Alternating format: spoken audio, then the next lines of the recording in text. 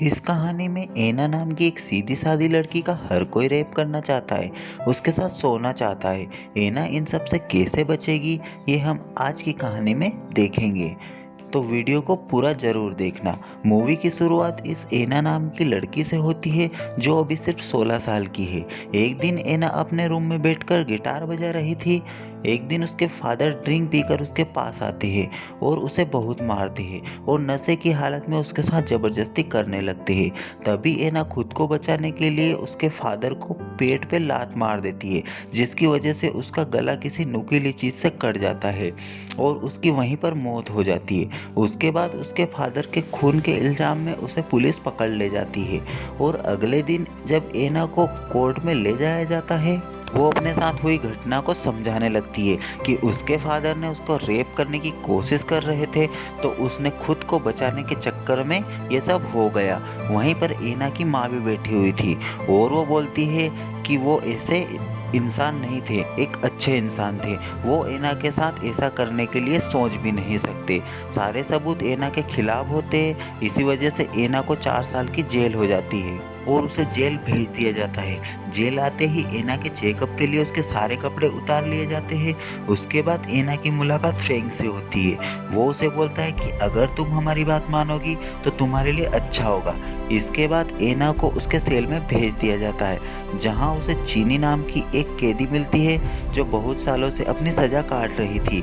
अगले ही दिन जब एना सोकर उठती है तो वह देखती है कि चीनी उसे देखते हुए खुद को प्लेजर कर रही है। ये देखकर एना को बहुत ही अजीब लगता है और वो वहां से बाहर आ जाती है। वहाँ के सारे कैदी 2 ग्रुप में बटे हुए थे, पहला वाइट ग्रुप तो दूसरा ब्लैक ग्रुप।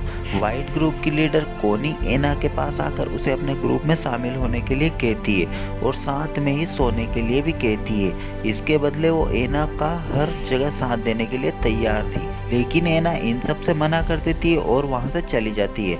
मना कर देने की वजह से कोली को गुस्सा आ जाता है और वो मौका मिलते ही कोनी अपने साथियों के साथ मिलकर एना को बहुत मारती है। जिसके बाद एना चीनी के पास जाती है तो चीनी उसके साथ इंटीमेट होने लगती है, तो एना भी खुद को रोक नहीं पाती है, तो दोनों इंटीमेट होते हैं। कुछ दिनों बाद ब्लैक ग्रुप की लीडर जोई एना को परेशान करती है, जिस वजह से उसे व्हाइट ग्रुप में जाना पड़ता है। अब सेल में बैठकर कोली उससे कहती है कि अगर तुम्हें हमारा ग्रुप ज्वाइन करना है तो तुम्हें दूसरे ग्रुप की लड़की केमल को मारना होगा। ये सुनकर एना ऐसा ही करती है, केमल को मारती है।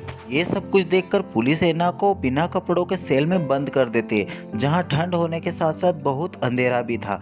और अगले दिन जेल वार्डन एना से बोलता है कि अगर तुम जेल से बाहर जाना चाहती हो तो तुम्हें मेरे साथ सोना पड़ेगा। एना उस जेल से बाहर निकलने के लिए फ्रैंक की बात को मान लेती है और उसके साथ सो जाती है। उस सेल से बाहर आने के बाद कोली एना को ड्रग्स देती है, जिसके बाद वो दोनों इंटीमेट हो जाते हैं। अब जूही भी अपना बदला लेने के लिए एना को पीटने लगती है, तो दोनों ग्रुप में लड़ाई हो जाती है। फ्रैंक एना को अपने पास बुलाकर सारा क्लेम उस पर डाल देता है और ब्लैकमेल करके जबरदस्ती पेलने लगता है और पेलते पेलते उसे वार्निंग भी देता है कि अगली गलती पर वो उसे माफ नहीं करेगा। एना मेंटली परेशान हो जाती है और वो वहाँ से आकर ड्रग्स का एक हाई डोज लेती है, जिसकी वजह से उसकी मौत भी हो सकती थी।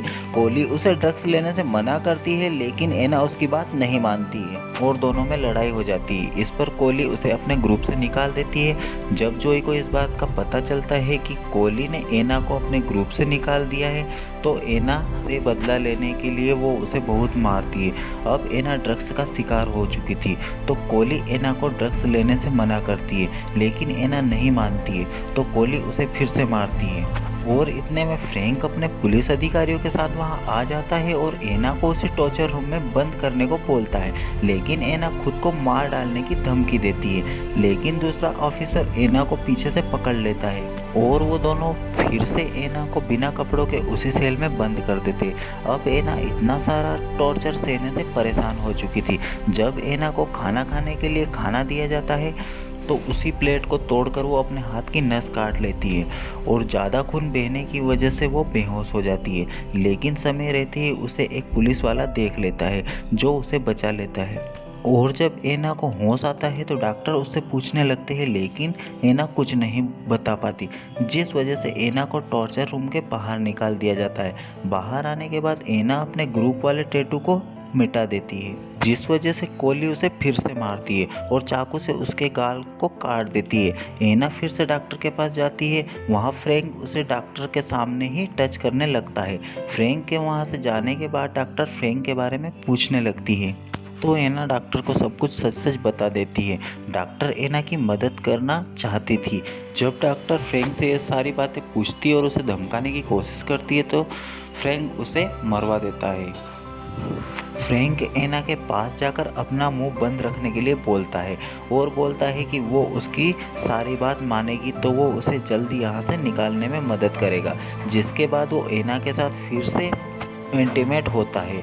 अब ये सब सहकर एना काफ़ी थक चुकी थी, तो वह चीनी को सब कुछ बता देती है। चीनी उसे समझाती है कि फ्रैंक उसे यहाँ से कभी नहीं जाने देगा। वो तुम्हें झूठी तसल्ली दे रहा है क्योंकि फ्रैंक तुम्हारा यूज कर रहा है और आगे भी करता रहेगा। ये सुनकर एना भी सब कुछ समझ जाती है और कोली के पास जाकर फ्रैंक को धमकाने के लिए मदद मांगती है। कोली भी उसकी मदद के लिए तैयार हो जाती है और अपना फ़ोन देकर उसकी हरकतों को रिकॉर्ड करने के लिए बोलती है। जब फ्रैंक एक दिन एना को ब्लैकमेल कर रहा था तब एना ये सब कुछ रिकॉर्ड कर लेती है और एक दिन जब कैदियों को रिहा करने के लिए मीटिंग बुलाई जाती है तो फ्रैंक एना की रिहाई के बारे में सुनकर उसके खिलाफ बोलने लगता है। एना ये सब सुनकर अपना फ़ोन निकालकर उस वीडियो को सभी ऑफिसरों के सामने चला देती है, जिसकी वजह से फ्रैंक की सच्चाई सभी ऑफिसरों के सामने आ जाती है और फ्रैंक को गिरफ्तार कर लिया जाता है। और बाद में एना के साथ जो कुछ भी हुआ उसके लिए वो माफ़ी मांगते हैं और एना की रिहाई मंजूर हो जाती है। और इसके बाद हम देखते हैं कि एना के बारे में पता चलने पर भी उसके साथ कितना बुरा हुआ, तो उसकी माँ उसे लेने वहाँ आ जाती है और एना की रिहाई के साथ ही इस मूवी का एंड हो जाता है। तो दोस्तों, आज की आपको हमारी वीडियो पसंद आई हो तो प्लीज़ हमारे चैनल को सब्सक्राइब कर लीजिएगा और वीडियो को लाइक कीजिएगा।